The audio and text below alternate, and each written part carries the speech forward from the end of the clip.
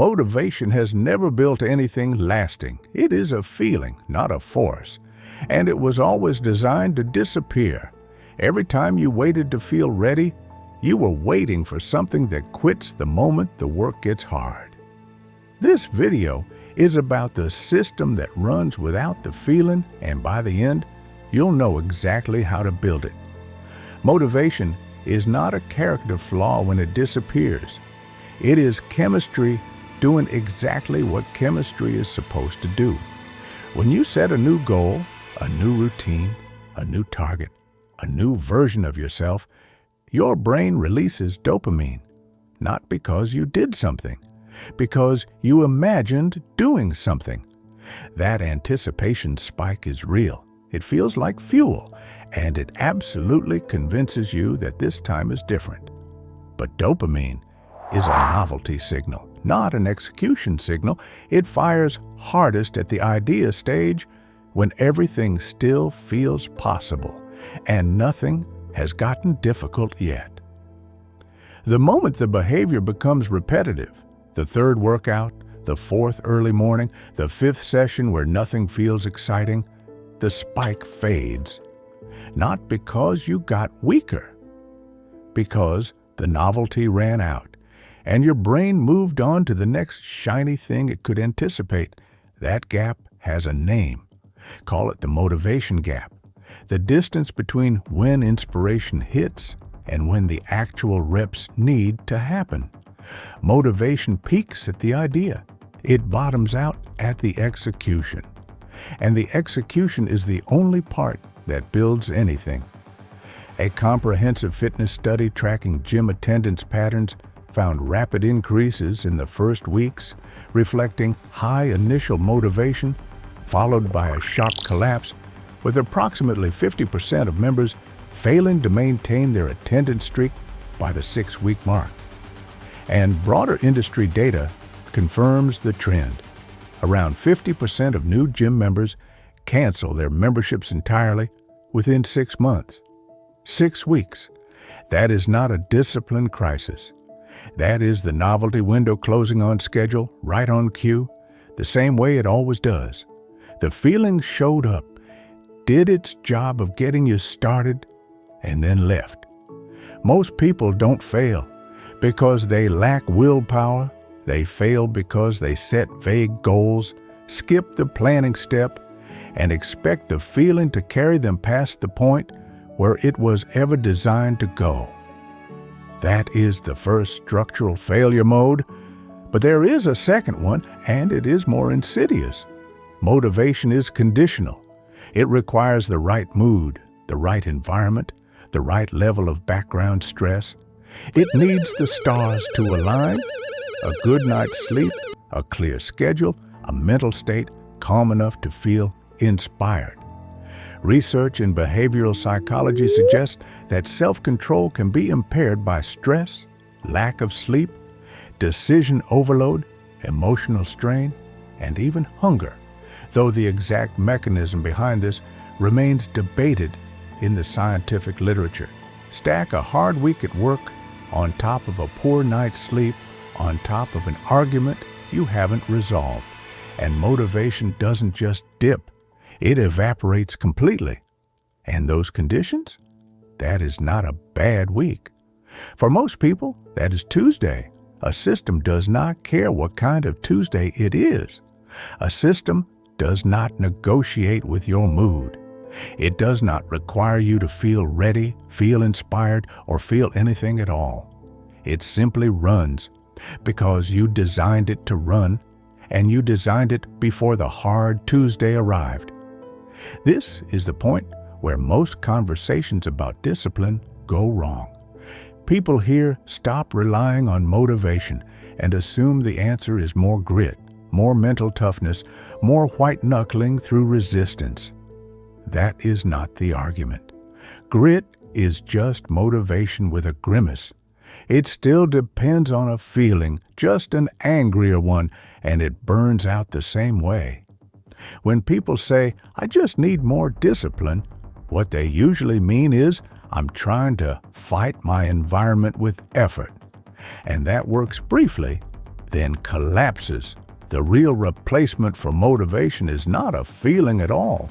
It is architecture, decisions made in advance, structures put in place, an environment engineered so that the behavior happens whether the feeling shows up or not. That architecture is what runs on the days motivation is absent, which is most days. So here's a quick gut check. When motivation dried up on you, maybe around that 6-week mark, did you push through with sheer grit, or did you just stop entirely? Drop your answer in the comments below. Now let's get into what the architecture of a real discipline system actually looks like. The first component is pre-commitment. This shifts the cognitive burden from the moment of action, when willpower is required and often depleted, to the moment of planning, when it is easier to think clearly about what you want to achieve. That is the entire logic in one sentence. You are not trying to be stronger in the moment. You are trying to eliminate the moment entirely. Pre-commitment means you make the decision before the hard Tuesday arrives.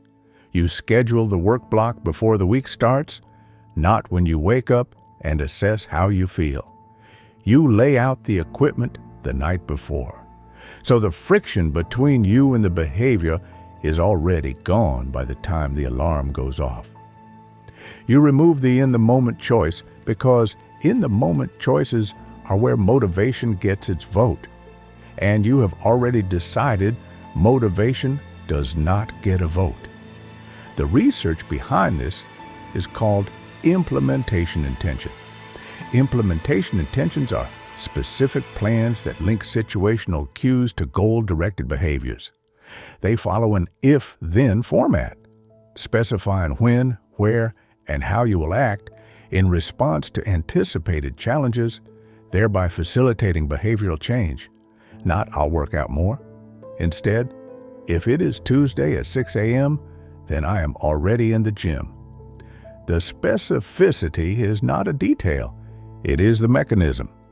Research on implementation intentions shows that people who specify when, where, and how they will act are significantly more likely to follow through than those who rely on motivation alone. You were not failing because you were weak. You were failing because you were leaving the decision open. That is the first component. The second one is what makes the first one permanent. Pre-commitment structures get you through the week. But a week is not a life. The system only holds long-term when the behavior is attached to who you are deciding to be, not what you are trying to feel. This is identity-anchored habit, and it is the difference between a system that lasts and a system that quietly erodes the moment life gets complicated. Think about the difference between these two positions. One person says, "I'll train when I feel up to it." That is a motivation bet. Every session is a fresh negotiation. The behavior is conditional, and the condition is a feeling. The other person says, "I train on Tuesdays and Thursdays. That is what I do." That is a system decision. It was made once. It does not reopen. The behavior is no longer tied to a feeling, it is tied to an identity, and identity is far more stable than mood. The formation of the if-then plan and implementation intentions creates an association between the situation and the planned response that echoes the situation-response associations that are essential for habitual behavior. In plain language, the more you execute the plan under the same conditions, the more the behavior stops requiring a decision at all. It becomes what you do in that situation.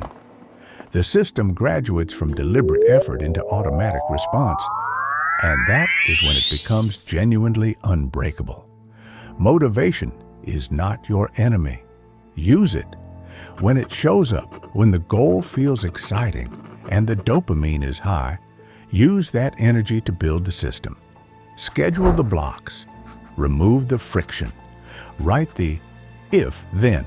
Make the identity decision, because that is the only job motivation was ever suited for. Getting the structure in place before it disappears. After that, the system runs. Not because you feel like it, not because you are tougher or more driven than anyone else, because you designed something that does not require a feeling to function. Every person you have ever admired for their consistency was not more motivated than you. They had simply stopped relying on motivation entirely and built something that ran on days when motivation was nowhere to be found, which, if you have been paying attention, is most days. Subscribe for more and watch the next video on screen. It goes even deeper.